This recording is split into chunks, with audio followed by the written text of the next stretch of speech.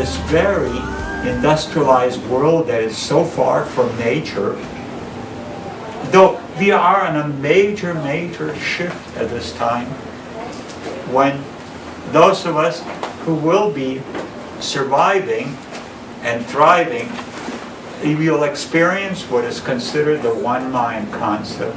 Psychics and philosophers and mystics are talking about it. And on one level, it's starting to be kind of a digitally being self-realized. What is going on is through the internet.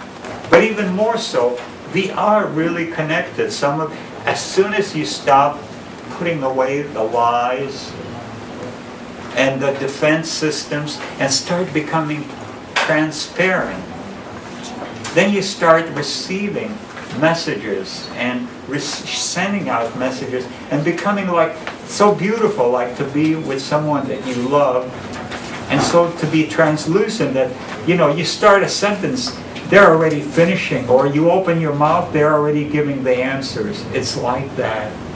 It's so beautiful and blissful. And to find that, place of love. And love really comes down to loving yourself. It's much more important than anybody that you could meet in the outside world. Because until you become lovers with yourself, love yourself unconditionally, non-judgmentally, no matter what might be the social standards that will be thrown at you by magazines, you don't match those standards. You don't match the color of your hair, you don't match the color of your face or your weight, but love yourself no matter who you are or where you are. That's the place you got to start off. And from the point of view of nature, when you start, instead of thinking yourself as being defective, start thinking instead, I want to be self-realized. I want to be what I have come to be, and it doesn't matter your age. It's just, as Dr. John Christopher, a famous herbologist, said, there are no incurable diseases, only incurable personalities. And it comes down to, your attitude, your excusitis. But you just start doing things, and all of a sudden you get energy for more and more and more life will come into you. And less downtime, less time when you don't feel in your most optimal sense. Now, one of the things that can make a difference is have a smile on your face. That strengthens your immune system radically. And it starts pouring out endomorphin, just a muscular configuration. Watching your posture. And also, in life, if you're happy, you don't have to pay attention. Everything's going okay. But if you feel miserable, and when you feel miserable, when you feel depressed, check the tapes that are running in your mind. Get away from them. Do something. Run away from yourself. And you can. It does work. Just get into motion. Have that moment to yourself. Even if you have to slap yourself around and say, wake up! Because you are creating a nightmare for yourself. Wake up. Is this life a dream or a nightmare that you're creating? And you can get out of it. Just like you can get out of the nightmare by waking up. And waking up means motion.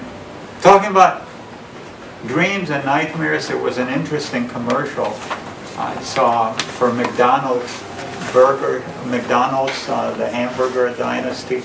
And in it, you see a man that's in bed. And what we are seeing is his dream. We see the guy in bed, and he's tossing and turning, this big fat man. And in it, he's in a storm. There's all kind of vegetables that are blown away in little tornadoes and hurricanes, and you see a jug of wheatgrass basically being poured on him.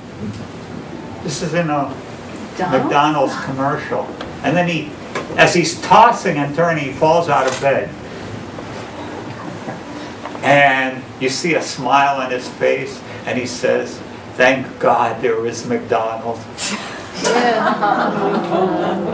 Obviously, we have already made a major impact with our lifestyle, because when they start ridiculing you and using you in their satire, it means you have made it. You have become a powerful force toward the good.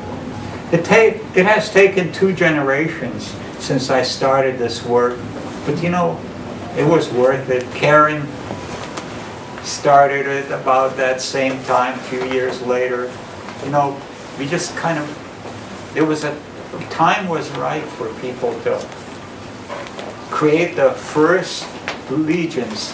And we didn't know much, but now raw foods is it's the vogue, it's the diet of the stars.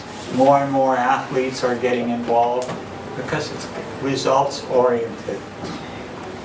So if you want to be happy, chew your food well, hug someone, even if it's yourself, do hug-a-sage.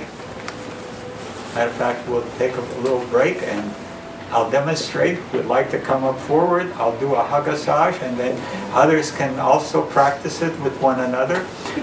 This is a very good way. Who would like to volunteer? I promise not to hurt you. Okay, come on up. Anybody?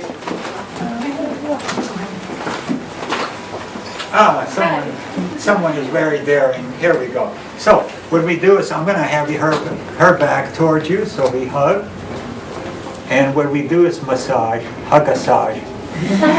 Especially around the areas of the spine. This is healing digestion. We do that to one another. So you do that also to myself. Now, of course, you don't go below the waistline. You touch a lot of different places, but it's a nice way. Instead of having, you come over, oh, how nice, oh, how nice, how nice. Play around. We're human instruments, so for those who would like to participate, you're welcome to do that. We're going to have a question and answer period following this. Thank you.